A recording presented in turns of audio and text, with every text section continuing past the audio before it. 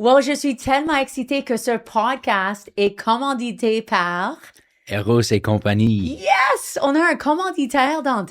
Yeah. OK, la mission de Eros, je trouve ça très cool, c'est de promouvoir la santé, le bien-être et l'épanouissement, ça c'est un gros mot, Ouais. l'épanouissement sexuel, un orgasme à la fois. Wow.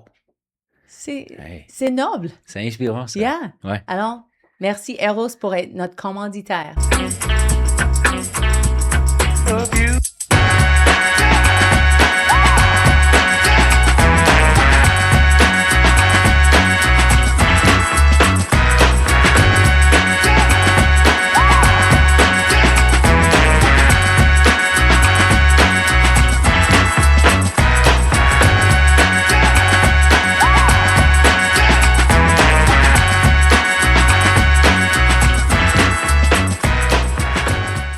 Allô, bienvenue à C'est qui ta mère? Moi, je suis Rachel Elie, humoriste et mère sans honte. Et je suis ici, je fais un podcast avec mon fils, Dante, trop sage, qui, on a une ouverture et on veut partager cette ouverture avec des invités à chaque semaine. Ça fait, c'est un nouveau podcast, alors va sur Patreon, on est sur Patreon, on est partout sur toutes les plateformes. Si tu veux partager ça avec tes amis, on va vraiment apprécier ça. Aussi, dans les commentaires, si tu as des questions pour Dante et moi, ou juste pour Dante, ou juste pour moi, on est sans honte. Alors, demande-nous ce que tu veux. Mais, je vais juste réaliser, on dit qu'on est sans honte et on est ouvert. Il y a deux choses qu'on n'est pas ouvert avec parce qu'on vient juste de commencer le podcast et c'est récemment que j'ai réalisé. Oh, j'ai pas réalisé. Dante m'a dit, j'ai pas le droit de demander l'invité s'ils ont eu un trip à trois. Ouais. Parce que sa copine va peut-être regarder le podcast. Et on a parlé trop de ton trip à trois, right? Oui, exact. Alors, C'est on va pas parler de ça. Et une autre chose qu'on peut pas parler de, parce que je comprends pourquoi t'es honte de ça, c'est mon spicy dating life right now.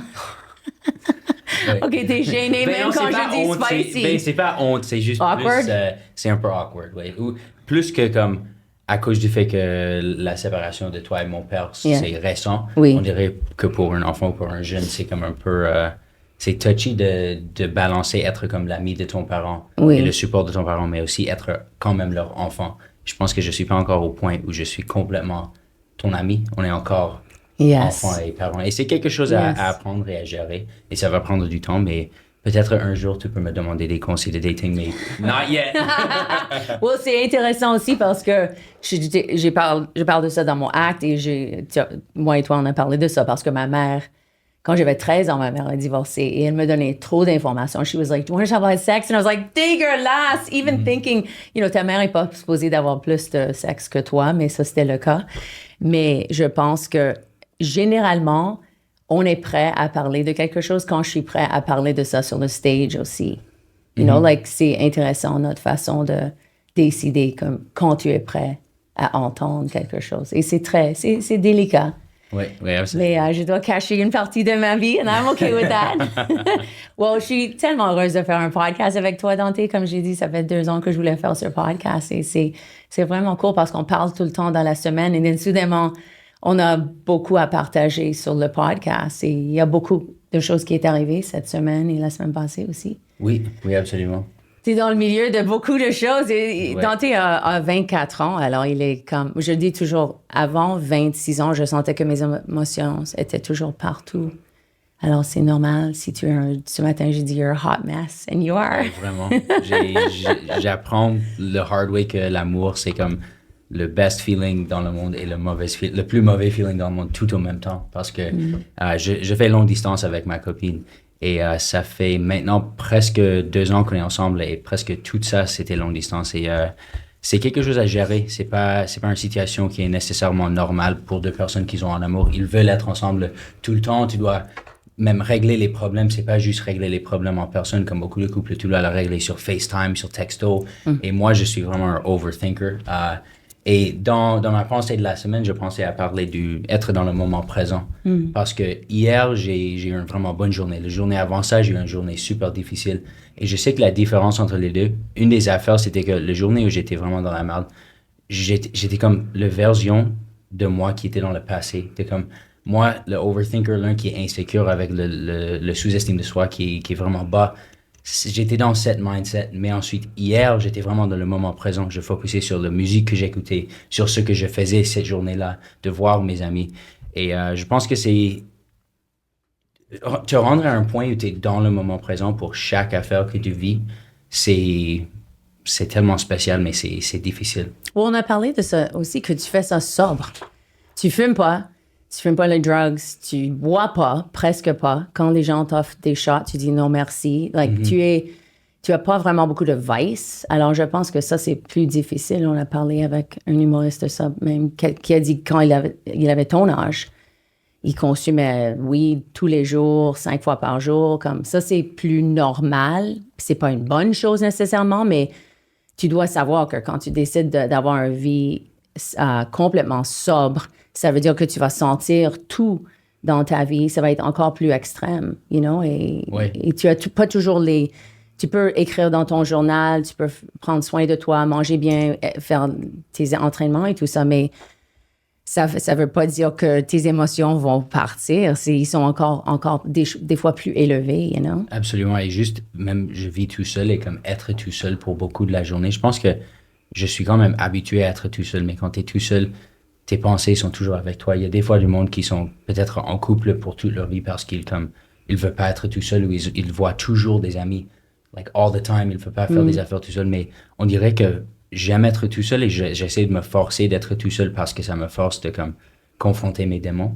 Mais c'est quand même fatigant et c'est quand même difficile. Mais at least, je me suis dit que je le fais quand je suis 24 au lieu que quand je suis comme 50 et je suis déprimé et ma vie est presque finie.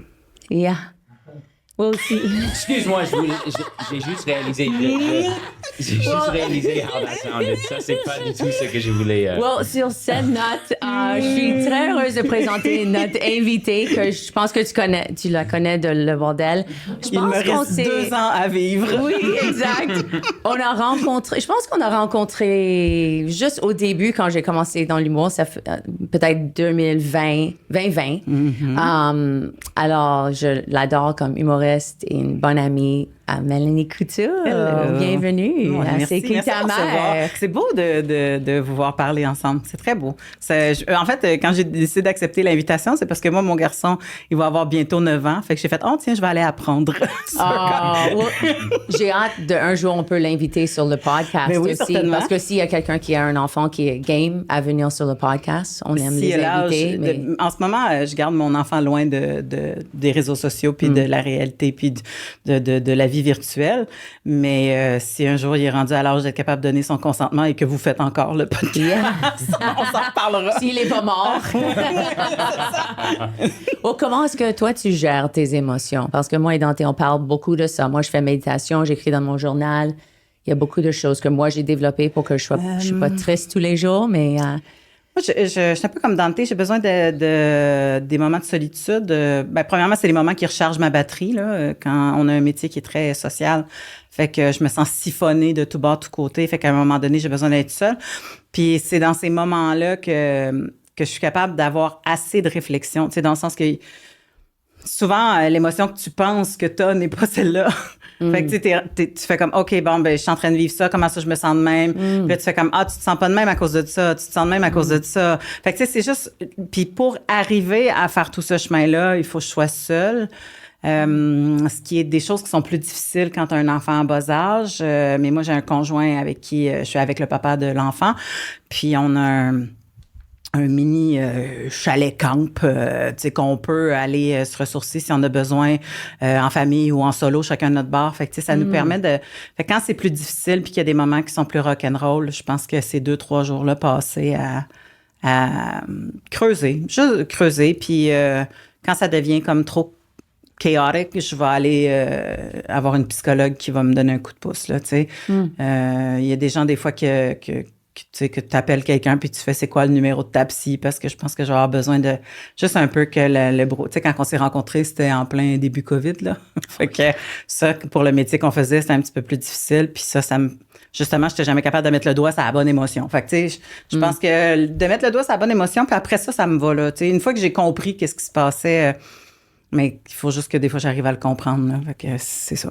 Mais une fois que j'ai compris, ça va. J'ai travaillé assez longtemps en intervention, puis ça me permet de faire le chemin dans ma tête pour être capable d'accepter cette émotion-là, puis de faire comme, ça va peut-être prendre un bout de temps, puis de ne pas me taper dessus, puis comme d'être fine avec moi-même, puis de gérer mes shit, là. Ça va. Souvent, je me dis, est-ce que je serais pas fine de même avec mon enfant, mon ami, fait qu'est-ce que je dirais à mon enfant, mon ami, du monde que j'aime de façon inconditionnelle pratiquement, là, parce que c'est un peu de même que tu es supposé t'aimer dans la vie, là. Fait que je me demande ce que je ferais avec cette personne-là, fait que qu'est-ce que je dirais à cette personne-là, fait que je me le dis à moi-même, ça me donne un coup de pouce, là. Un classique, là, c'est pas, peut-être qu'il y en a d'autres que c'est plus long à faire le chemin, là, mais une fois que tu as compris ça, puis que tu as la bonne émotion, ben fais le bon chemin, puis ça se passe quand même assez bien, là. Oh, j'adore comment tu clarifies ça tellement. C'est clair pour moi parce qu'on a parlé de ça, que quand tu es un thérapeute, moi, je trouve, des fois, je suis 50 minutes dans la session, je suis comme, pourquoi j'ai payé 170 pour ça? Mais soudainement, il y a une révélation dans la dernière 5 minutes et t'es comme, OK, ça, c'est pourquoi je paye cette personne pour m'écouter. Mais même hier, on a parlé et toi, tu pensais qu'il y avait quelque chose qui se passait, mais c'était quelque chose complètement différent. Mais ça a pris comme 1 heure de partage, de parler. Mais c'est cool de façon que toi, tu fais ça. Semble que tu as une maturité que tu sais, OK, j'ai besoin de l'espace, j'ai besoin d'aller à la campagne. Mais toi, tu sais ça, tu dois aller au chalet, avoir du temps dans la nature. Si c'est pas la campagne, des fois, c'est juste de dire à mon chum, à soir, tu peux-tu aller faire de la musique dans le sous-sol? Puis que moi, je reste seule en haut, puis une fois que le petit est couché, tu sais, comme... Puis des fois, ce chemin-là, il se fait durant le temps que tu écoutes la télé, là. C'est pas genre tout le temps être obligé d'être dans la grande pensée de tes émotions. Puis tu sais, des fois, c'est juste de faire comme, comment ça, c'est de même? C'est bien de la merde. En tout cas, discarte un peu. Tu sais, c'est comme écrire des jokes. Là. À un moment donné, tu fais comme, je trouve pas, là. T'es comme, mais laisse-les respirer, laisse-les vivre, là. Puis là, tu respirer, tu laisses vivre, puis là, tout d'un coup, ça pop, tu sais, comme... Moi, je pense qu'on chicane, on coupe quand on a besoin de l'espace. Je suis pas la première personne à dire ça, mais je pense que quand tu as besoin de l'espace ou ton partenaire a besoin de l'espace, généralement, quand tu commences à chicaner, c'est parce que tu n'as pas pris l'espace ou ton partenaire n'a pas. Ça, c'est qu'est-ce que moi, je pense. Se fâche, des fois, ils sont tristes, mais ils ne savent pas comment dire qu'ils sont tristes. Alors, ils se fâchent parce que c'est plus facile d'être en colère que dire non, je suis triste. Aussi, je trouve, comme avec les hommes aussi, comme avec mon père, je trouve que mon père, quand il était fâché, je savais que toujours il y avait une grosse tristesse en dessous de sa colère. Ouais, c'est toujours ça. La colère, c'est une émotion qui a des affaires en dessous. C'est de la frustration, c'est de l'incompétence, c'est d'avoir l'impression que t'es... voyons, quand tu peux rien faire, là. T'es... incapacité. Non, c'est pas que t'es pas capable, c'est que il y a rien à faire. C'est donc que tu cherches avec une anglophone le mot, je peux pas. Mais je pense que c'est le même en anglais. Je pense que c'est le même en anglais. L'impuissance, c'est ça. Impuissance, tu as l'impression que tu es impuissant. Tu peux pas rien. En fait, tu n'as pas l'impression, tu sais que tu es impuissant. Donc, il n'y a rien à faire dans cette situation-là, comme genre COVID, c'est arrêté. Comme tu pourras pas faire de show. Bon, ben là, regarde, on peut pas faire de show. Peut-être qu'on va faire d'autres choses, mais tu sais, cette situation-là, faut que tu acceptes qu'elle se fera pas, tu sais. Fait que ça, pour moi, tu sais, de savoir quand je vois des gens en colère, ou quand même moi, là, je suis en colère, là, je me dis, bon, ben, comme, qu'est-ce qui se cache en dessous? C'est toujours ça, là. Je veux dire, puis les enfants, on le voit facilement, là. Les enfants, ils pètent une coche de bacon, puis après, ils pleurent. Parce que c'est ça qui sort en premier, puis tristement, ben, l'émotion, on leur a montré que c'était celle-là qui était acceptable. Puis que l'autre, elle l'était pas acceptable. Fait que péter ta coche, être colérique, ça, c'est une émotion acceptable pour les hommes, mais pas pleurer. Fait que les autres, souvent, ben, ils vont aller vers celle-là sans nécessairement essayer d'aller vers l'autre. Mais une fois que tu es allé vers l'autre, c'est pas mal plus facile après ça de gérer puis pas péter ta coche, là, j'imagine. Mais tu sais, c'est difficile quand t'as un petit garçon qui est très émotif puis très... puis moi, j'ai travaillé en violence conjugale longtemps, là. En violence conjugale longtemps. Fait que, tu sais, j'étais comme, c'est pas vrai que mon propre enfant ne saura pas gérer sa colère vierge. Mais là, non, je comprends. Il y a 8-9 ans, t'es comme, ben là, non, même break, là, tu sais, comme. Tu frappais Darius et j'étais comme, quand tu lis sur ça, parce qu'au début, tu penses que tu as fait quelque chose de mal, pourquoi mon enfant est violent. Mais tu réalises ses réactions. Il aime la réaction. Tu étais toujours comme ça. Si je frappe cet enfant, il pleure, mais je vois que j'ai un pouvoir, que je peux faire pleurer. Mais tu as un de tes deux enfants, une qui est mordue ou celle qui mord? Ouais. Mais tu peux... C'est mort, qui mord? Qui mord. Qui mord. Yeah. You were the biter. I was the biter. And Darius, the bitey. C'est le mordeux. Le mordeux. Il est merdeuse. Mais tu sais, cette réaction-là aussi, elle existe quand tu fais rire quelqu'un. Oh, yeah. Fait que, tu sais, des fois, ça dépend vers où tu décides d'aller pour faire réagir les gens. Puis il y en a qui sont plus acceptables que d'autres. Ouais. Oh, il y avait un temps où je faisais l'humour choc. Et je savais que c'est facile, mais je pense qu'au début, beaucoup de personnes commencent avec ça. Ça fait réagir, effectivement. Yeah. Well, quelle sorte d'enfant est-ce que toi, tu étais? Est-ce que tu étais le mordeur ou le mordu? It's not that, is it mordu? Ou est-ce que je pense que j'étais bossy, mais tu sais, comme tu viens dans ma cour, tu joues à mon jeu. Oh, OK. Mais j'étais pas mordeuse. Tu sais, parce que c'est ça, chez nous, ça a été assez facile dans Watt. Tu sais, je le dis souvent, là, mes parents, ils étaient intelligents de façon émotive. On avait de la place pour s'exprimer. Tu sais, c'était pas « tu fais ce que j'ai dit de faire parce qu'il faut que ça soit de même ». Tu sais, il y avait pas ça chez nous, c'était pas tant ça. Puis j'ai été quelqu'un de curieuse rapidement, qui parlait beaucoup rapidement, qui prenait le lead rapidement, tu sais, fait que je me suis entourée de gens avec qui ça faisait leur affaire, puis celles que ça faisait pas leur affaire, ben ils allaient jouer sur leur terrain, tu sais, c'était pas super compliqué. Puis à un moment donné, ben là, t'apprends après ça toi aussi à faire comme OK, ben là, je peux jouer au jeu des autres. Puis tu sais comme mais j'ai pas je pense que j'ai pas mordu. Je pense que j'étais plus le hey là, on arrête de mordre. Mais non, là, c'est correct, c'est pas fait du monde, Est-ce arrête que de pleurer. Un enfant milieu? Non, on est deux, puis je suis le dernier. OK. Ouais. Fait que non, j'ai pas vécu. Parce que des fois, the middle child est un peu comme moi, je suis comme ça. J'imagine. Je veux toujours qu'il y ait de la paix et gérer les choses entre eux. Ouais. Ben moi, je m'attendais tout le temps à ce que le plus vieux, puis tu sais, celui du milieu chicane tout le temps, puis que c'est le plus jeune qui écope, puis qui est comme c'est lourd, tu sais. Dans ma tête, je pensais que c'est les deux qui sont le plus proches qui se chicanent le plus, là, mais j'avoue que quand t'es dans le milieu, t'es proche des deux. Yeah. T'en as-tu trois chez vous? T'en as-tu trois? Non, vous êtes deux, vous aussi. OK. Et moi, je viens d'une famille de 4 enfants. OK. Mais tu m'avais dit une fois, je pense, que ton père, est-ce qu'il est policier? Il était policier? Oui, c'est un agent de la GRC retraité. OK. Oui, mais tu sais, mon père, c'est Obélix, là. C'est un gros nounou, là. C'est pas... c'est un gros monsieur qui était très pacifique, qui faisait sa job, mais qui a fini sa carrière aux enquêtes internes pour enquêter sur les policiers pas corrects, là. Fait que, tu sais, c'est un servir et protéger, croix sur le cœur, c'est comme francophone de l'Alberta, mais qui est arrivé ici en parlant plus anglais que français. Puis, tu sais, un cowboy gentleman, là. Fait que, tu sais, chez nous, c'était un monsieur qui est grand, qui est imposant. Fait que, tu sais, les gens avaient pas tendance à se buter à l'armoire à glace, là. Fait que, tu sais, c'était pas... Puis, tu sais, il y avait une grosse voix grave, déjà. Tu sais, fait que les gens, ils avaient peur de mon père. Puis moi, je savais que c'était le monsieur le plus...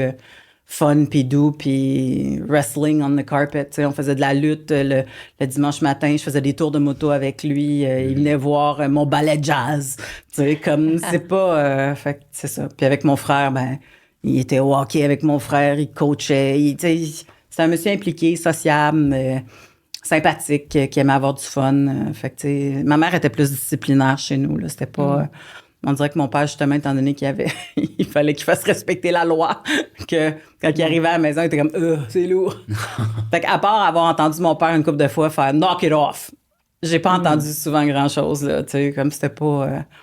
c'était ma mère qui était plus autoritaire, criarde, tu sais, ben, puis criarde, c'est un gros mot, là, elle levait le ton, mais tu sais, j'ai entendu des vraies criardes, là, puis c'était pas tant ça, là. Tu sais, du monde que t'es dehors en train de jouer, puis t'entends la madame crier dans la maison après ses enfants. Ça, je l'ai entendu, mais ma mère, elle avait quand même aussi une voix basse comme la mienne. Fait que quand elle criait, c'était pas très dans l'aigu. Fait que, tu sais, ça s'entend moins, ça tape moins ses nerfs, j'imagine. Hein. On était des enfants faciles, je pense aussi. Là. On n'a pas eu de la grosse période de rébellion chez nous. Là. Mon frère, il savait ce qu'il voulait faire dès le début de sa vie. Il est allé vers ça. Tu sais, comme... Moi, j'ai aussi un peu partout, là, mais... On n'a pas eu de grosses crises, on n'a pas eu de grosses confrontations, on n'était pas... Je pense que la seule fois que je me suis ostinée avec ma mère, c'est quand je suis revenue d'être allée à Musique Plus, tu sais, comme qui était Much Music, là. Puis j'avais eu la chance de rencontrer mon band préféré, puis tu sais, j'étais allée taper dans les fenêtres, là, tu sais, puis au secondaire, puis j'avais dit à ma mère, je peux-tu comme foxer l'école pour aller là-bas, puis là, j'étais comme, j'ai juste de l'anglais puis de l'éducation physique, là, ça va, tu sais, comme... Mais t'es comme, ouais, c'est beau, tu sais.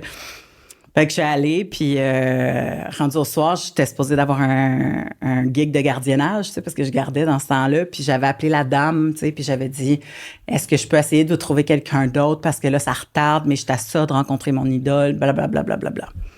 Puis elle a fait, hey, c'est une rencontre de parents, je me cherchais une façon de m'en sortir, puis d'envoyer juste mon mari. Reste là-bas, moi, je vais rester chez nous, je suis bien contente, tu sais.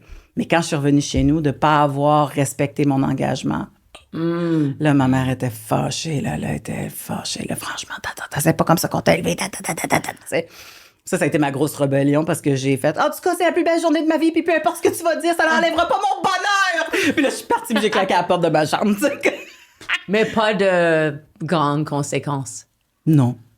Oh wow, t'es Non, parce chanceuse. que, non, mais parce que c'était pas dans mon tempérament, c'était pas ma façon de faire. Je pense que c'était plus un genre, on va serrer la vis au cas où qu'elle aille dans le mauvais chemin. Mais tu sais, je veux dire, j'avais 15 ans, là, j'étais déjà quelqu'un qui agissait. Tu sais, si t'avais commencé à faire des conneries, tu t'es fait à peu près dans ces temps-là, là, mais tu sais, je veux dire, j'étais capitaine de mon équipe de volleyball. J'étais présidente de ma classe. Tu sais, c'était pas... T'avais pas grand jus pour pouvoir dire « on va te disputer », là, tu sais. Fait que j'étais à mon affaire. J'avais des bonnes notes, puis... Fait que, tu sais, je pense que ma mère, elle faisait juste sa job de mère un petit peu, là. Tu sais, puis c'est tout, mais sinon... Mais ça, on n'avait pas tant de raisons d'être fâchés chez nous, tu sais. Moi, je me souviens, j'étais super fâchée quand j'étais jeune parce que je pouvais pas aller chez mon chum si il faisait noir, genre. Puis j'avais pas le droit, ma mère, elle disait, t'as pas le droit de prendre l'autobus s'il fait noir. Puis mon frère, il avait le droit, fait que ça me faisait chier. Mais elle disait, mais c'est pas moi là, qui ai fait les inégalités sociales, c'est la société. Tu sais, comme, je veux pas t'envoyer toute seule, passer au métro, prendre un transfert, t'en aller, tu sais. Fait que ça, pour moi, ça me faisait vraiment suer, mais elle me disait tout le temps, à 16 ans, quand tu auras ton permis, on va te prêter l'auto quand tu veux. Tu sais, fait que c'était pas genre, on veut pas que tu y ailles. C'était, voici la situation, voici pourquoi, puis voici la solution, il faut que tu sois patiente, tu sais. Puis effectivement, quand j'ai eu mon permis, tout de suite après, tu sais, c'était même pas une discussion, là. Les chars arrivaient dans le cours, on soupait, puis mon frère, on repartait avec les deux chars, puis on allait quelque part, là. Ça a été ça, là. Puis je me souviens même pas d'avoir mis une scène de gaz là-dedans, là. Fait que tu comprends? Ma mère, elle me disait, quête du gaz à tes amis. Au moins, tu sais, si tu fais des lifts, demande des sous pour l'essence, tu sais. Puis moi, j'étais comme, ben non, maman, voyons donc, je vais demander 3 piastres. Mais tu sais, c'était eux autres qui payaient, voir que j'étais pas fendante de faire non, maman. Fait que, mais encore, ça, tu comprends plus tard. Ils sont encore ensemble, tes parents? Yeah. Well, ça semble que ça... Ouais. C'est, pour moi, écouter ça, c'est un peu comme... Les gens parlent toujours d'un enfant qui va chez quelqu'un et ils ont de l'argent. Et t'as pas d'argent, et t'es comme, oh shit, ça c'est comment les autres personnes vivent. Mais entendre, parce que mon enfance était tellement rock and roll et déstabilisant. Like, mon frère était un criminel, il y avait beaucoup de choses qui arrivaient. C'est incroyable d'entendre ça, mais je me demande, c'est parce que aussi le mariage marchait, tes parents étaient connectés, ils avaient peut-être un bon complicité pour qu'ils pouvaient avoir quelque chose de stable pour vous autres. Mes parents, c'est un très bon team, mais c'est pas des gens fusionnels. Mon père, c'est un gars de chasse, c'est un gars de pêche, c'est un gars de moto. Ma mère haït tout de ça. Ma mère, elle allait voir ses sœurs à Québec, elle allait se promener dans le Vieux-Québec, elle allait magasiner, faisait ses affaires. Toute mon enfance, j'ai vu mes parents prendre des vacances séparées et des vacances ensemble. Ils ont eu la chance d'avoir assez de vacances pour être capables de faire les deux. Puis des vacances avec nous, là, aussi. C'était pas genre comme... Mais j'ai vu qu'ils se sont les deux donné de l'espace quand ils se sont rendus compte qu'il n'y avait pas nécessairement toutes les mêmes. Tu sais, parce que je pense qu'ils se sont datés 6 mois là, avant qu'il y ait une demande en mariage. Hein. Wow! Fait que, tu sais... 6 mois. Mais c'est parce que mon père avait été transféré à Bécomo. Il venait de l'Alberta. Il avait été transféré à Bécomo après Depot, là. Puis, il a rencontré ma mère là. Après ça, il y a eu un transfert à Montréal. Et ma mère, ça faisait 6 mois qu'elle datait, là. Elle était comme, ben non. Puis là, une couple de fois après, il est venu faire l'aller-retour parce que je pense qu'il remontait à toutes les 2 semaines pour venir la voir. Puis à un moment donné, cette année, puis il a fait comme, moi, j'aimerais vraiment que tu viennes me rejoindre à Montréal. Tu sais, veux-tu m'épouser? Là, ça te tenterait-tu de me marier au téléphone? Là? Genre, blablabla. Parce que tu pourrais pas juste déménager ensemble, sans marier, j'imagine. C'était un peu... Ben, je sais pas. Ma mère était assez avant-gardiste là-dessus, mais je sais pas si elle l'aurait fait. Je pense que oui, tu sais, comme, elle était pas... Mon père était plus religieux que ma mère, là. Ma mère, elle vient d'un petit village de Price, là, qui est à côté de Montjoly, là, c'est creux, là. Puis mon père, il vient d'Edmonton, mais tu sais, comme, côté anglophone, c'était un peu plus religieux, là. Tu sais, ça faisait encore la prière avant de manger, puis toutes ces affaires-là. Fait que je pense que lui, si c'était pour être la femme qu'il voulait épouser, je pense qu'il aimait mieux l'épouser avant, là. Mais tu sais, j'ai jamais eu ce talk-là avec eux autres. C'est juste que ça s'est fait comme ça. Fait qu'ils se sont mariés là. Leur lune de miel, ça a été de rouler jusqu'en Alberta pour se remarier devant la famille à mon père. Fait qu'ils ont fait comme 2 mariages. Puis c'est ça. Fait qu'eux autres disaient, se divorcer, ce serait compliqué. Il faudrait qu'on divorce 2 fois. Fait qu'ils ont toujours niaisé avec ça. Mais tu sais, ça veut pas dire ça a été facile tout le temps, là. Je veux dire, il y a des bouts qui étaient plus rock'n'roll, puis tu sais, ma mère est retournée un peu aux études parce que, tu sais, elle a travaillé pour une banque, fait que, tu sais, elle voulait avancer, fait que, à un moment donné, tu fais comme, OK, mais ça a été un beau modèle de on se laisse vivre à l'intérieur de qui on est, puis tu sais, ils ont toujours été ensemble sous le même toit. Puis tu sais, chez nous, il y avait pas de gros mots, puis tu sais, c'était genre comme... les gros mots étaient pas acceptés dans les discussions. Fait que, tu sais, il n'y avait pas de name-calling, il n'y avait pas de sacre quand ils se discutaient. Fait que nous, on savait qu'ils se chicanaient par le ton qu'on entendait, pas par les mots, mettons. Mais à un moment donné, on sentait, là, on est comme, oh, là, c'est raide ici, là. Là, en ce moment, il y a un petit bout de raide, là. Mais sinon, c'était pas ça. Fait que je pense que ça aussi, ça aide après ça, à partir de chez toi, puis essayer d'avoir les bonnes bases, là. Ouais, pour ça, je te dis, c'était la grosse Watt, là. Qu'est-ce que c'est que what? Cotton. Oh. I was raised in cotton. Oh, J'ai été élevée dans Watt. Yeah, C'est ça doux. sent. I guess que c'est J'adore doux. ça. Oui, c'est doux, c'est confortable, c'est moelleux. Tu te ferais jamais mal avec de la Watt. Fait que c'est ça. Fait que c'est... Puis tu sais, c'était pas des gens riches parce que, tu sais, mes parents... Je pense qu'en revenant de la lune de miel, il y avait 54 piastres dans leur poche, là. Tu sais, c'était pas... Tu sais, parce que dans le temps, les agents de la GRC, ça faisait 19 000 par année, là. Tu sais, ma mère, je pense qu'elle en faisait 2 000 de plus en étant caissière à 15 pop. Ça te donne une idée, là. Fait que, tu sais, c'était pas des gens riches, mais c'était des gens qui savaient compter. Fait qu'on vivait pas au-dessus de nos moyens. Fait que ça nous a permis de jamais sentir qu'il y avait une précarité. Et t'étais où? Ah, c'était à Montréal? Non. Mon frère est né à Montréal. Moi, je suis née en Abitibi. Après ça, on a déménagé en banlieue de Québec à Saint-Romuald, qui est maintenant Lévis. Puis là, on a déménagé à la fin à Saint-Hubert, qui est en banlieue de Montréal. OK. Mais c'est ça, les agents de la GRC sont promenés souvent s'ils veulent avancer. Fait que... Puis l'avantage, c'était que ma mère, elle disait, où est-ce que je mets la limite si je déménage pas à Ottawa? Parce qu'elle trouvait qu'elle maîtrisait pas assez bien l'anglais pour faire carrière là-bas. Puis quand elle est arrivée à Montréal, il a fallu quand même qu'elle parle en anglais. Yeah. T'es vraiment bilingue. Mais c'était pas son obligation. Ouais. Est-ce que tu as apporté une histoire marquante ou gênante de ton enfance? Je l'ai déjà racontée, fait que je trouve ça poche de la raconter encore. Mais pour vrai, mon histoire gênante, il y en a 2. Je vais te raconter celle que j'ai pas déjà racontée. Celle que j'ai racontée, elle peut se résumer facilement. Chez nous, l'éducation à la sexualité, c'était quelque chose d'ouvert parce que ma mère, elle, ça a été le silence total chez elle. Puis elle a fait, je veux pas faire vivre ça à mes enfants. Fait qu'elle s'est éduquée, puis elle nous a éduqués. Okay? Fait que moi, quand j'ai eu mes règles, c'était la fête chez nous. J'ai reçu des fleurs, un gâteau, une carte. Bienvenue dans le monde des adolescentes. C'est pas vrai! C'était beau, là, tu sais. Puis là, j'étais contente. J'avais mes boîtes de padding parce que j'avais vu tout cela de ma mère. Puis là, j'en ai enfin les miennes. En tout cas, tu comprends? Fait que, tu sais, c'était attendu et célébré. Fait que quand je suis arrivée à l'arrêt d'autobus en 6e année du primaire, j'étais comme, je suis menstruée! Puis j'ai crié ça, tu sais. Puis là, les gens étaient comme, oh. Fait que là, c'est là que je me suis rendu compte que ça parlait pas de même partout, tu sais. Fait que ça a été la première. Mais la deuxième, c'est que je pense, c'est pas arrivé chez moi, c'est arrivé chez une voisine. C'est quand on était tous à la découverte des corps de tout le monde, puis tout ça, on était en âge primaire. Puis là, on est comme, mais là, toi, mets-toi tout nu. Non, toi, mets-toi tout nu. Puis là, ah oui, mais moi, je vais me mettre tout nu. Puis là, ah oui, mets-toi tout nu. Puis tu sais, puis chez nous, il n'y avait pas de honte à la nudité. Tu sais, on pouvait se promener tout nu n'importe quand, puis c'était pas... Tu sais, je veux dire, mon père pouvait passer de la salle de bain à sa chambre tout nu. Je veux dire, mon père, il prenait sa douche. Ma mère, elle faisait pipi, me brossait les dents. Tu sais, je veux dire, comme tout était ouvert, OK? Fait que la nudité n'a pas été sexualisée chez nous. La nudité, c'était de la nudité, point. Et là, on était curieux de voir les corps des autres. Et là, c'était le grand-père de la jeune fille qui gardait cette fois-là. Puis on était, je pense, 6-7 dans une chambre, là, tu sais, comme voir si.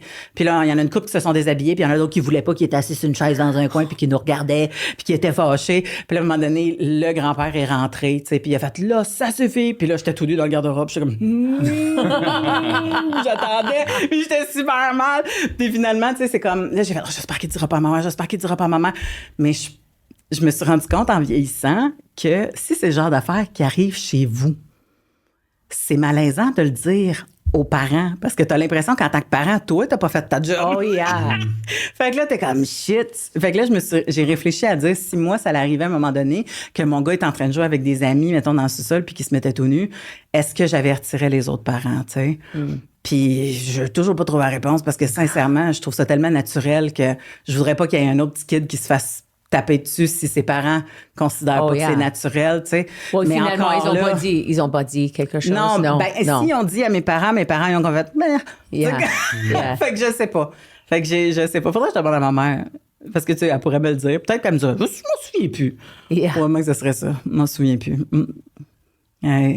Ça, je me souviens, pour moi, ça avait été...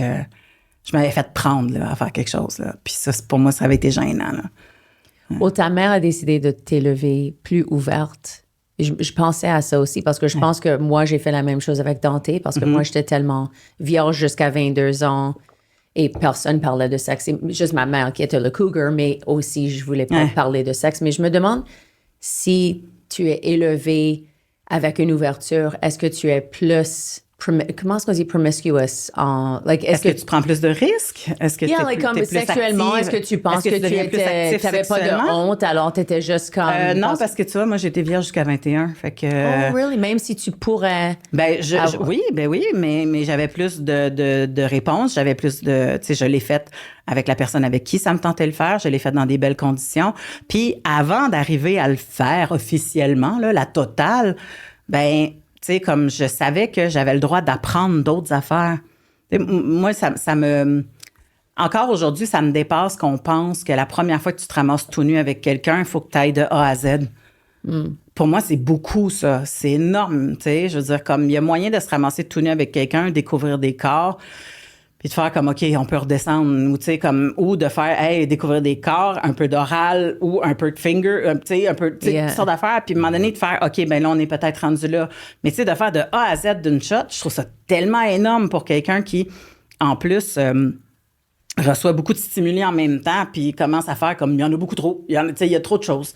Fait que j'ai apprécié apprendre les choses petit peu par petit peu, différemment, avec différentes personnes, tu sais. Puis à un moment donné, arriver avec quelqu'un avec qui j'avais confiance, parce que j'étais comme, je le sais que je vais aimer ça. Fait que ça serait chiant que le lendemain, il faut que je quête pour en avoir. Really? C'est tellement mature. Fait que j'étais comme, j'aime mieux attendre avec quelqu'un que je sais que je vais pouvoir le refaire le lendemain ou le surlendemain. Parce que une fois que je pense que je vais avoir atteint ce confort-là, puis ce bien-être-là, puis, tu sais, la curiosité, tu sais. Parce que moi, ça a été vraiment dans la curiosité, là. Je veux dire, il est rentré en dedans la première fois, j'étais comme, oh, wow, shit, je te sens ici, check, si je pousse, je sens. On était très dans la découverte puis le plaisir.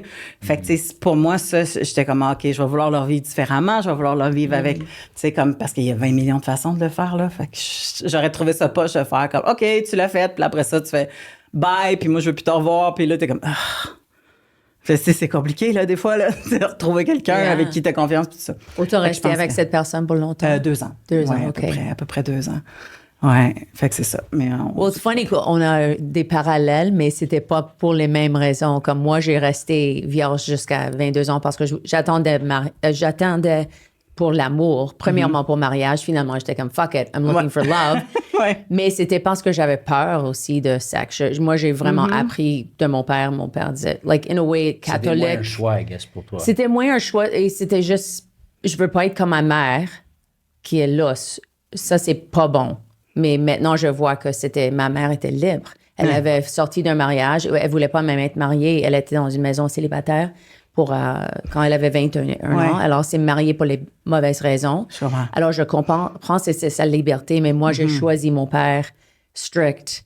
Je vais rester vierge jusqu'à l'amour. Mais c'était pureté. Et même, j'ai resté avec le gars pour 2 ans que j'ai tombé, que j'ai perdu ma virginité avec. Ah, j'ai une question, puis j'ai pas de la réponse, là.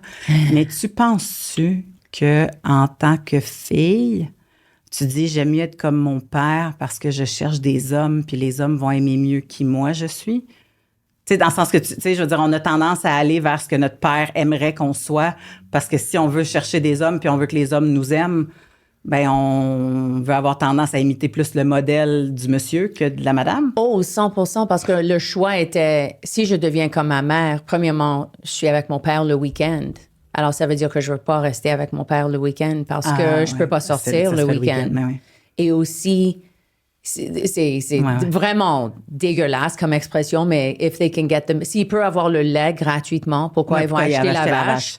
Moi, je croyais en ça que, et aussi, j'étais comme, all guys want to do is sleep with you. So, c'était comme just closed door. Ouais. And the real guy, the guy who knows, même mon pauvre chum à l'université, he was like, this is very graphic, but he showed me, he was like, this is how a penis grows. You know, it's like, I held it, but I didn't do anything with it. Ouais. I was just like, I'm not supposed to have sex, so I'm not going to have sex.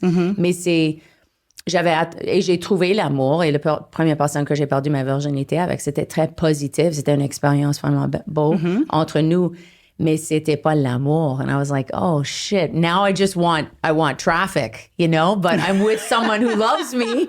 J'ai trouvé quelqu'un qui m'adore, mais je veux pas ça. Alors, je pense que quand je regarde à ton enfance, je pense que toi, c'était pas l'amour. L'autre personne, c'était l'amour pour toi. Well, c'était l'amour au début, mais c'était pour comme 2 semaines. OK, je comprends. Après 2 semaines, j'étais comme... Passion. Oui, c'est la passion. Yeah, c'était passion. Okay, infatuation. Oui, c'est ça.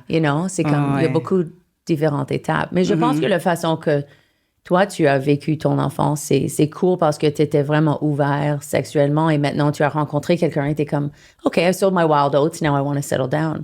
Oui, mais moi, I didn't sold my wild oats. Oui, ben moi, je pense un peu comme à ce que tu as dit de comme, faire le choix d'attendre et tout ça. Et je pense à mon comme trajet d'être un adolescent et naviguer le sexe et perdre ma virginité aussi comme un homme. Et je pense que quand je réfléchis, comme il y avait tellement de pression sur moi de perdre ma virginité et de pas nécessairement expérimenter juste avec d'autres affaires, comme avec la première fille que j'ai jamais datée. Elle a cassé avec moi parce que je voulais pas coucher avec elle. Comme je voulais juste le prendre slow, j'avais aucune idée de ce que je faisais, mais elle voulait que je sois l'homme et je fais le sexe avec elle, mais je voulais qu'elle comme me montre qu'elle est ouverte avec moi. J'étais 15-16 ans. Ça me fait rire de penser que les adolescentes, j'imagine que c'est une adolescente, voulaient qu'un gars de 15-16 ans soit un homme. Yeah. Mais un homme, ça s'apprend. Tu sais, je veux dire, quand est-ce que tu vas l'apprendre? Sûrement pas à 9 ans, vierge. Laisse-y le temps d'apprendre. Fait que moi, ça me dépasse ça, de voir que c'est ça qu'on... Tu sais, puis que ça soit les filles aussi qui aient ça dans leur tête, là. Mais souvent, peut-être que les filles, ils savent pas plus quoi faire. Fait qu'ils veulent être guidés parce que c'est ça qu'on nous montre. On nous montre encore dans le freaking 50 Shades of Grey que c'est encore le gars qui sait tout dans sa tour d'ivoire, puis la fille qui est à l'université, qui a jamais rien fait de sa vie, puis qui panique. Fait que, tu sais, pour moi, cette pression-là, je sais pas comment vous la gérez, là. Ça doit être tellement tough, là. C'était vraiment difficile et je sais que, comme, il y a une partie de moi, comme, quand je suis quelqu'un qui est tellement profond et qui veut être, comme, le gars complètement vulnérable, le gars in touch with his feminine side, avec son sexualité, avec sa vulnérabilité. Mais même maintenant, dans ma relation où j'ai trouvé quelqu'un qui est ouvert avec moi comme et qui m'accepte d'être vulnérable, j'ai encore les voix dans ma tête de mon passé qui me disent comme non, tu dois être le tough guy qui va pas être blessé, qui va comme être un peu comme closed off, qui va se fermer. Détaché. Oui, il y a tellement de la pression sur les hommes d'être comme des hommes. Et tout le monde dit, oh non, c'est correct, tu peux être vulnérable, mais c'est tellement un challenge de... Mais je vois ce discours-là, je trouve, pour moi, c'est le même poison que le discours des diètes. Que tu peux pas, il faut pas que tu engraisses, il faut tout le temps que tu maigrisses, il faut pas que tu vieillisses, il faut que, tu sais, mange les bonnes affaires, va t'entraîner, non, ça c'est du beurre, ah non, même un petit peu d'huile d'olive, tu sais, et c'est constant dans ta tête quand tu as été percuté par ça quand tu étais jeune. Puis malheureusement, les garçons sont percutés par le discours qu'il faut que tu sois d'une telle façon, que tu prennes le lead, que tout ça. Puis tu sais, même quand tu dis mon feminine side, c'est parce qu'on a bien décidé socialement qu'on appelait ça le feminine side. Mais en réalité, tout le monde a tout en dedans d'eux. Oui, absolument. Mais c'est comment tu décides de prendre quoi, puis faire ressortir quoi, puis c'est quoi tes forces à toi, puis c'est quoi les traits de personnalité que t'as pas. Fait que, tu sais, de dire mon feminine side, quand t'es un gars, déjà, on dirait que ça sonne comme un truc que tu vas dire à quelqu'un pour l'écœurer. Tu sais, comme tu le blesses en disant ça. Oh, c'est presque une insulte. Ben, c'est ça, même si insulte. tu essaies d'être... C'est un peu comme... de sentir fort avec ça. Tu cours. On dit, en anglais, on dit Renaissance man. Et ça, c'est généralement un homme qui est balancé entre masculin et féminin. On talk about yin and yang, le balance entre les deux, right? Parce qu'il y a des personnes qui vont dire, je pense qu'il y a une théorie que l'homme est masculin et féminin au centre, et les femmes sont féminin et masculin au centre. Le yin-yang, je pense que ça, c'est le yin-yang symbol, right? Ben moi, de ce que j'ai compris, c'est que des traits genrés, c'est une invention sociale et selon l'époque dans laquelle t'es. Pourquoi qu'il y a des gars qui portaient des robes avant puis qui en portent plus? Pourquoi que c'était correct d'être émotif et poète et tout ça pendant un bout de temps puis que ça l'est plus? Pourquoi c'était prisé par la société de porter des talons quand t'étais un homme avant, mais là que ça l'est plus? C'est vraiment une question d'époque puis de décision sociale. Puis quand ça donne que tu navigues pas dans la trace que la société a décidé à l'époque dans laquelle tu vis, ben tu vas te faire chier. Comme les filles qui voulaient porter des pantalons puis qui voulaient travailler se sont fait chier dans le temps qu'on avait décidé que c'était pas des trucs qui étaient féminins dans le temps. On a parlé beaucoup de ça quand tu étais enfant. On avait un livre Beyond Gender and Guns and Dolls parce que je pense qu'ils ont fait une étude où il y avait des bébés en jaune.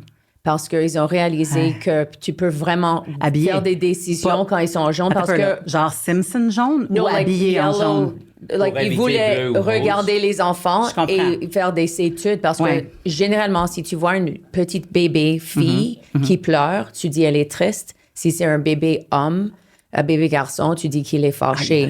Et même si tu vois dans un livre avec un souris, le souris va être une fille, le dragon est un homme, et même la façon qu'on habille nos enfants. La fille va avoir une belle robe, alors elle peut pas être sale dans le playground, jouer, mais c'est les garçons, on va mettre des pantalons pour qu'ils peuvent vraiment être, Alors, et des fois, il y avait des moments où j'étais comme, shit, est-ce que je vous ai élevé trop émotif et trop in touch avec tes émotions. Mais moi et Dante et derrière son frère, on parle de ça beaucoup parce que des fois, être inconscient, ça sent d'être plus facile parce que ignorance is bliss, right? T'es pas conscient de tes émotions, alors tu peux juste vivre et tu blesses quelqu'un et tu sais pas même si tu l'as fait. Alors, je sais que des fois, tu as beaucoup sur tes épaules parce que tu es conscient de toi-même, mais c'est pourquoi tu es un artiste. Ce qui est super difficile, c'est que j'avais ton role model, des fois, tu les choisis pas. C'est juste quelqu'un qui devient ton role model. Et mon role model, c'était mon père. Parce que je pense que c'est normal pour un jeune homme. Mais voir mon père être quelqu'un qui était pas en contact avec ses émotions, qui pourrait pas contrôler son colère, qui des fois te traitait mal, c'est comme tu veux être l'homme que tu penses que tu es supposé d'être, mais tu vois comme le role model était comme, est-ce que ça c'est qui je suis supposé d'être? Est-ce que c'est qui les filles aiment? Parce que des fois, j'ai interagi avec des filles qui voulaient que je sois mon père. Et j'étais comme, non, je veux rester moi-même. Mais il y avait tellement... Tu veux dire ton père comme plus... dans quelle façon? Like closed off, like the strong, silent type bullshit. OK. Mais j'ai oublié, I've lost my train of thought. Non, mais c'est parce que, tu sais, elle disait les émotions elle pensait que, je sais pas si je vous ai fait, si j'ai fait l'erreur de vous élever en vous aidant à gérer vos émotions ou en étant, tu sais, à accepter tout le côté émotif et tout ça. Puis, tu sais, je t'entends, mais... Or it's emotional intelligence émotionnelle. C'est ça, c'est parce que c'est toujours une bonne chose. Mais je pense que c'est pas possible de le faire trop. C'est pas possible de le faire trop. La seule façon que je dis c'est que ton frère m'appelait de l'école. Oh, quelqu'un m'a fait mal avec un basketball. And I was like, finalement, j'étais comme, est-ce que tu peux voir le secrétaire? OK, go back to class. Like, c'était juste, il y avait des moments où vous étiez trop émotive et trop en contact avec tes émotions. Des fois, j'étais comme, gère ça toi-même parce que j'avais ouvert Pandora's box in a way of like, trop... Mais comme tu as dit, c'est toujours une bonne chose. Mais déjà là, il a utilisé ces mots. Yeah, Ce qui est très bon. Il t'a appelé toi qui est une ressource, puis Yes, toi, tu l'aurais c'est dirigé vrai. vers la bonne ressource. Yes, Tu sais, fait que- c'est vrai. Parce que pour vrai, la conséquence à être in touch avec tes émotions puis avoir une intelligence émotive, puis de l'avoir, ça, je trouve qu'elle est beaucoup moins grave que la conséquence de ne pas l'avoir faite et d'être un être très émotif. Parce que sincèrement, je pense qu'il y a des humains qui sont plus des petites boules d'émotions que d'autres, là. J'ai l'impression que ça vient avec le package génétique, tu sais, comme ça naît, puis il y en a qui le sont plus que d'autres.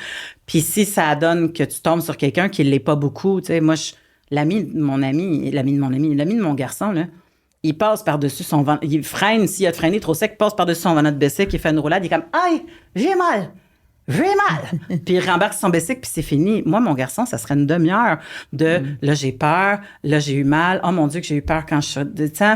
Ça. Mais, je veux dire, mon gars, je pouvais le laisser sur un comptoir assis là quand il était bébé, puis il sauterait pas en bas parce qu'il y avait déjà la notion du danger. Mais il y en a qui l'ont pas, puis c'est comme puis ça se pitch sur des chars à faire du couchsurfing sur un char, tu comprends? Fait que tu sais, il y a des affaires comme ça que je pense que le cerveau est pas moulé de la même façon. Puis si ça donne que ton enfant il est full émotif puis que t'as pas adressé ça comme toi tu l'adresses, ben la pire des conséquences c'est le suicide. Fait que, tu sais, comme moi, c'est même pas négociable de lequel bord est mieux d'aller. Là. Oh non, exact. Et regarde toute la violence dans notre monde qui arrive et, you know, no offense to men, mais c'est beaucoup des hommes qui sont probablement pas en contact avec leurs émotions et ils ont perdu quelque chose dans leur enfance un petit peu. On n'arrête pas de dire des hommes, c'est pas émotif, ou des femmes, c'est trop émotif. Puis tu fais comme, est-ce que les gens sont conscients que la colère, c'est une émotion? Puis que la plupart des gars font juste passer bien des choses par là.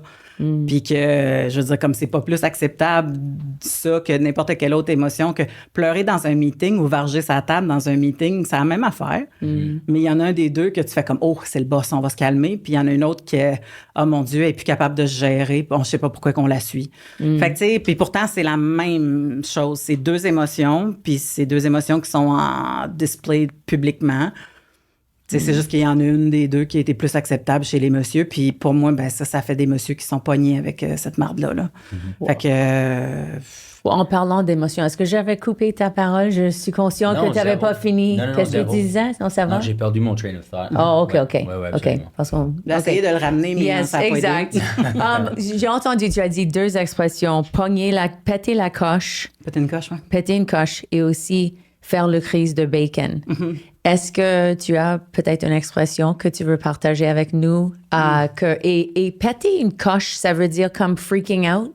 Péter une coche, ça veut dire de faire une colère qui ne mérite pas. Tu sais, dans le sens que, comme tu sais, qui est en train de péter une coche, tu sais, la madame là, qui pète sa coche au Harvey's parce qu'il y a pas assez de frites dans son cop. Oh, puis, tu sais, OK. Comme des gens qui pètent des coches, c'est des gens qui ont des impulsions colériques d'une shot. T'es comme, OK, il est en train de péter une coche, là. OK, comme un Karen, un petit peu aussi. Ben, pas juste un Karen, tu sais, je veux dire juste comme... dans la vie en général. OK. Est-ce que tu utilises ça, péter une coche? J'ai entendu beaucoup de monde au travail. J'ai entendu ça beaucoup. C'est tilté, tu sais, c'est comme, OK, il est passé de l'autre bord. Est-ce que tu as entendu faire le crise de bacon? Ouais. Ça, c'est drôle. Temper tantrum, c'est beaucoup plus graphique. Ah oui, ben c'est ça, on le voit très bien sauter dans le poêle. Oh, j'adore ça. Yeah. Mais ma mère, quand j'étais jeune, je me souviens parce que, comme je t'ai dit, j'ai été élevée d'une famille qui était quand même religieuse. J'ai été à la messe quand j'étais jeune. J'ai été élevée catholique. Tu sais, j'étais même servante de messe parce que je trouvais ça long puis plate. Fait que j'aimais mieux aller servir la messe que de rien faire. Puis, ma mère, il y a des gens que... Tu sais, mon père, à un moment donné, il a comme réalisé que ça ne tentait plus pantoute d'y aller, là, mon frère puis moi, à messe. Là. On se réveillait en bougonnant. Puis, à un moment donné, j'avais dit à ma mère, « Pourquoi tu me réveilles? Puis que je retourne me rendormir là-bas. » Puis, tu sais...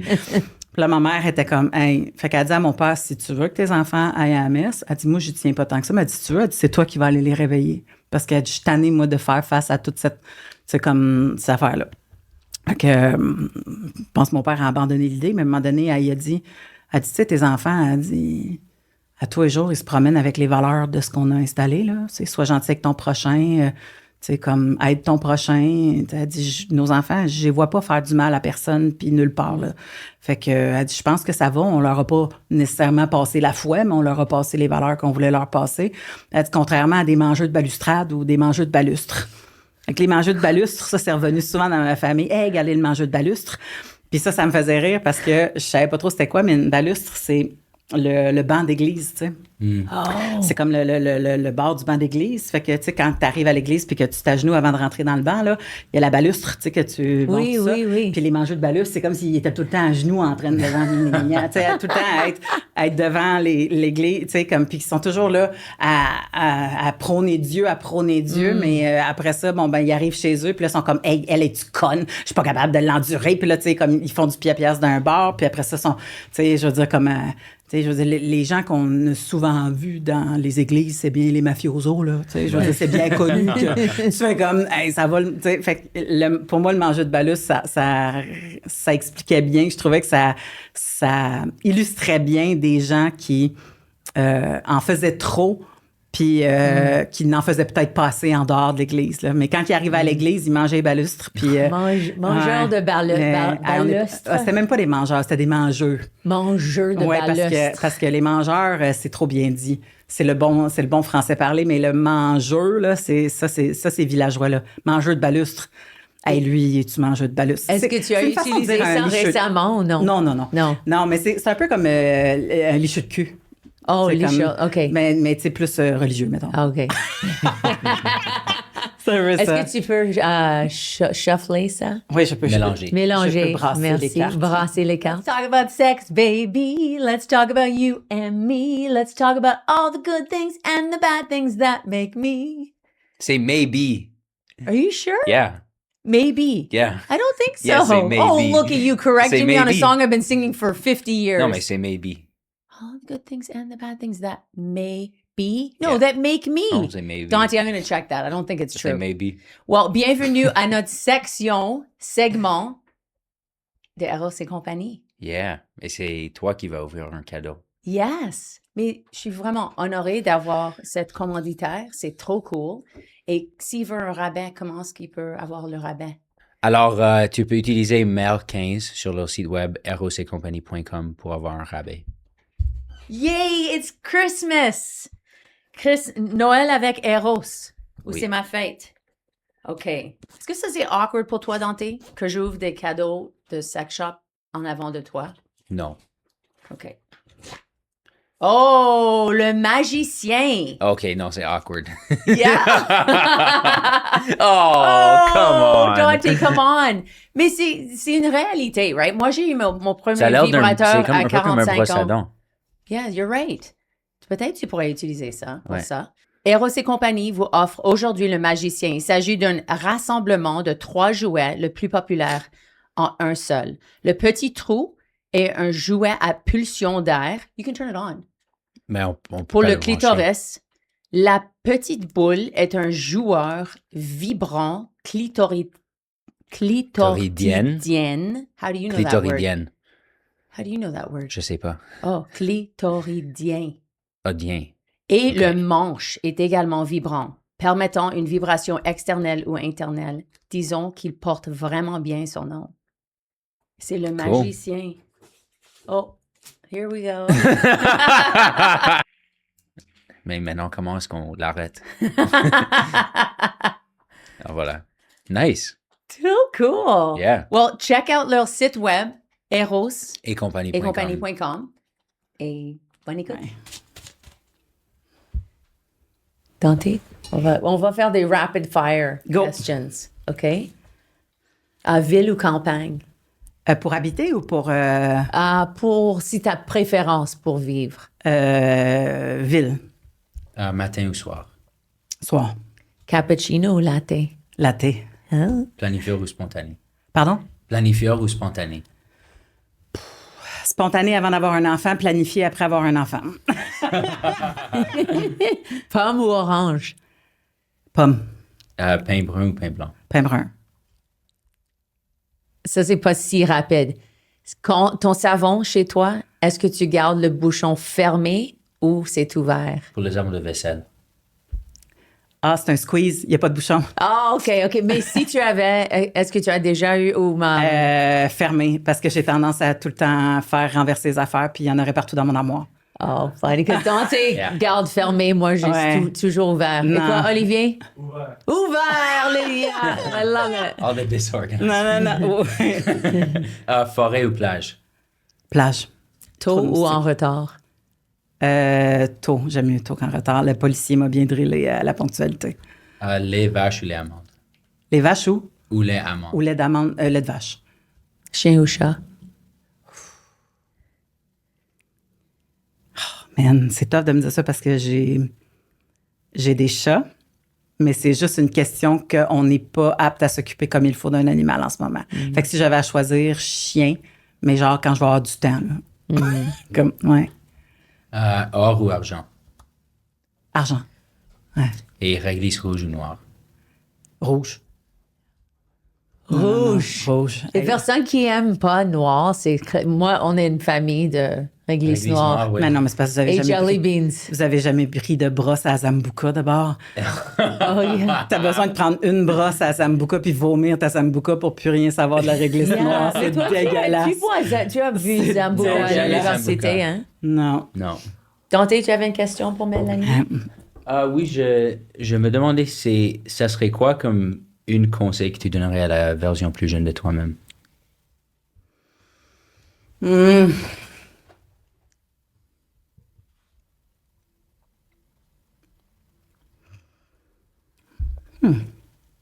That's emotional.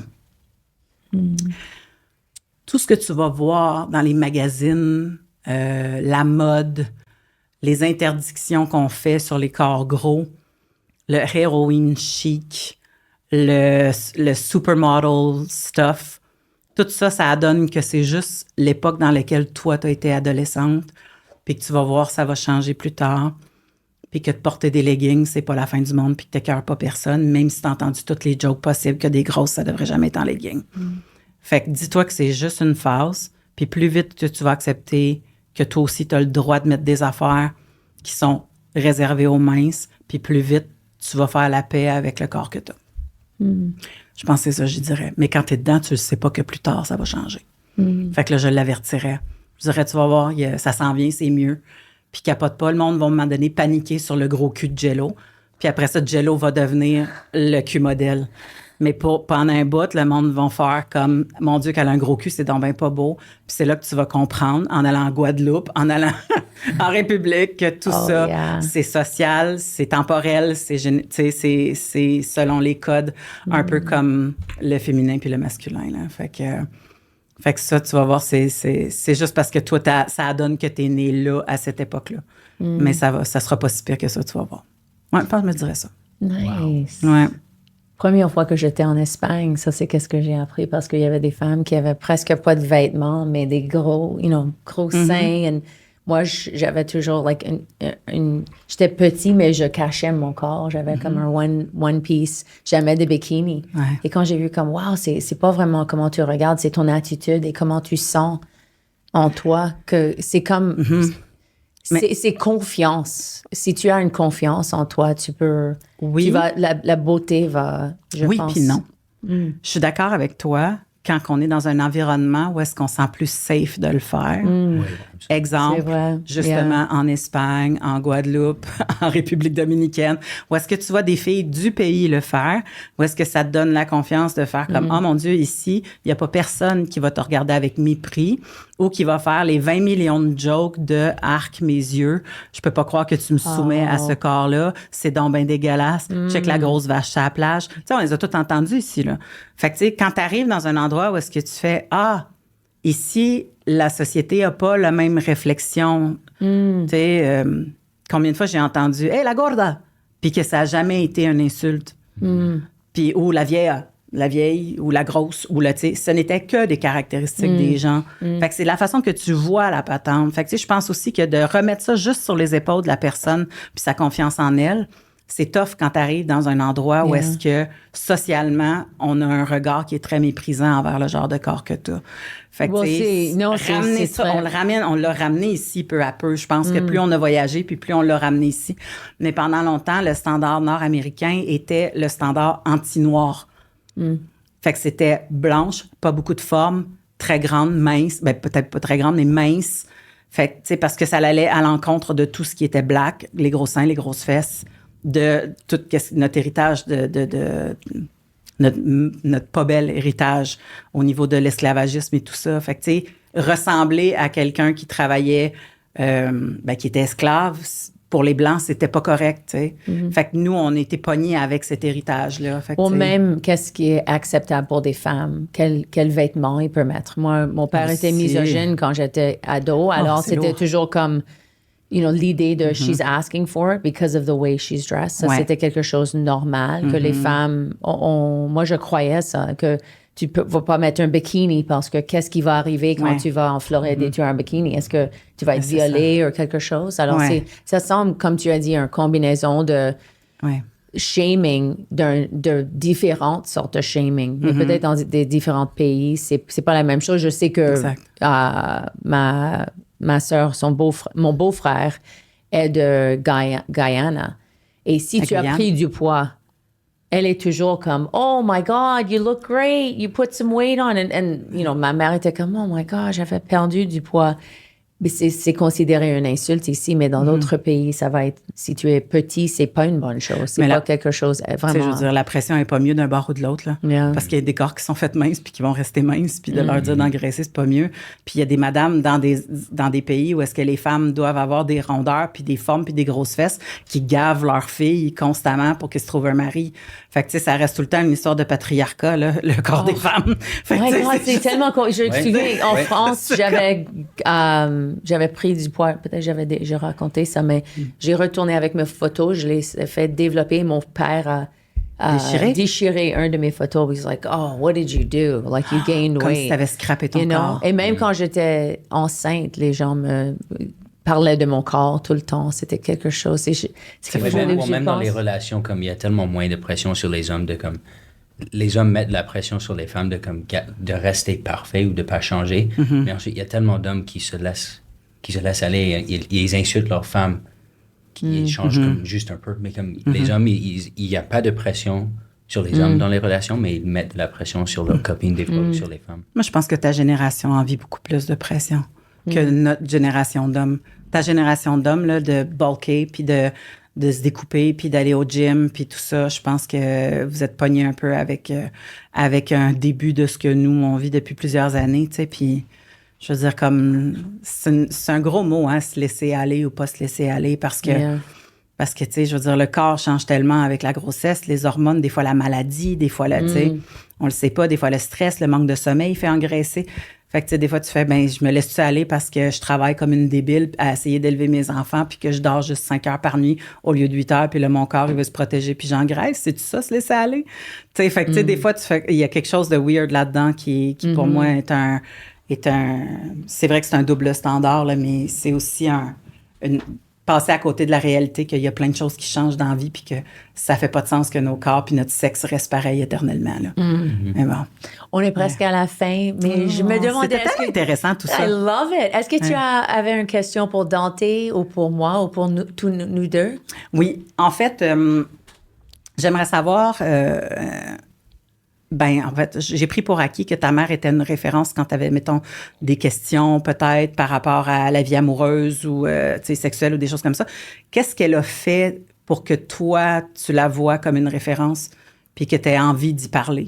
Parce que, tu sais, des fois, on se dit, est-ce que nos enfants qui aujourd'hui nous parlent en bas âge vont shutter down à l'adolescence puis on n'aura plus accès à leurs inquiétudes ou tout ça?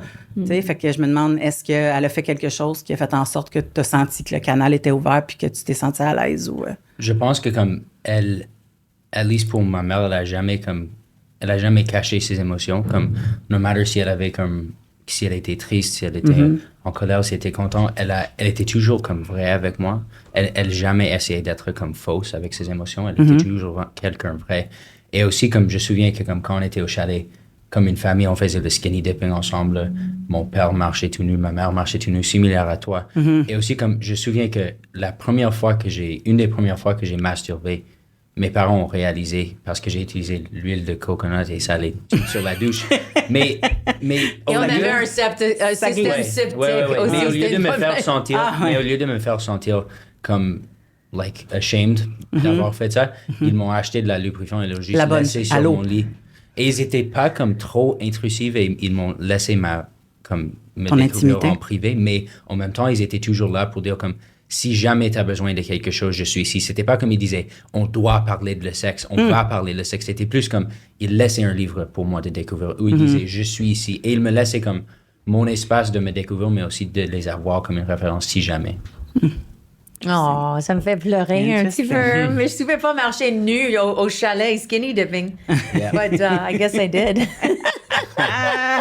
I was Mais crazy and free. Tu vois, moi, il y a une certaine nudité aussi chez moi, mais j'ai un beau-fils, ce qui change la donne. Yeah. Tu sais, moi, j'ai rencontré mon beau-fils, il avait 11 ans, il est rendu à 22. Fait qu'M not running around naked dans ma Non, maison c'est maintenant. différent. C'est différent, mais quand, mettons, il est pas là ou il est au travail, ben là, tu sais, mon gars, il me voit tout nu souvent, là, c'est pas... Tu sais, je veux dire, lui aussi, il va rentrer dans la salle de bain durant le temps que je vais être dans la douche, là, c'est pas grave, là, tu sais. Yeah. Mais c'est ça. Que le corps soit pas tout le temps sexualisé, je pense que ça fait des beaux humains.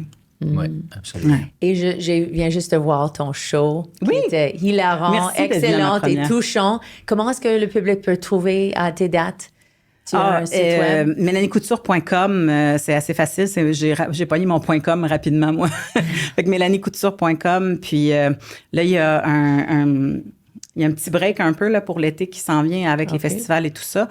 Mais après ça, on repart en force avec l'Abitibi, puis on redécolle un peu partout. Là. Fait que ça va être bien le fun. Là. Puis tu vois, je sais pas quand est-ce que vous sortez l'épisode, là, mais...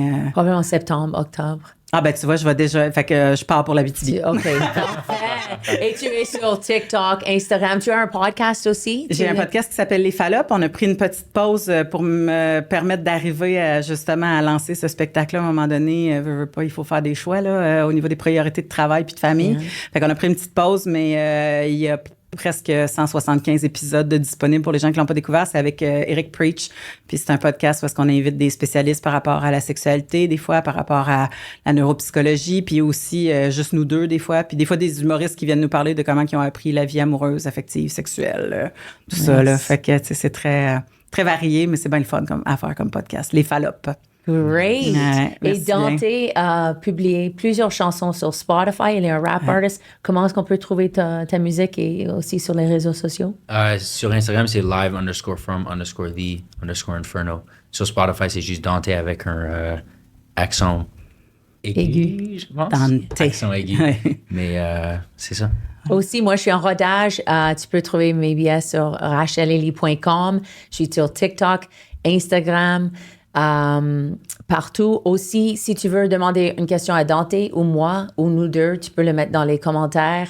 Aussi, on est partout sur toutes les plateformes audio et sur YouTube. Merci pour écouter le podcast. Merci Mélanie. C'était un Avec vrai plaisir. plaisir Merci, de parler avec toi. C'est très agréable. Merci de m'avoir reçu. Yay! C'est qui ta mère? C'est qui ta mère? Janine Boutin. OK. Who's your mommy?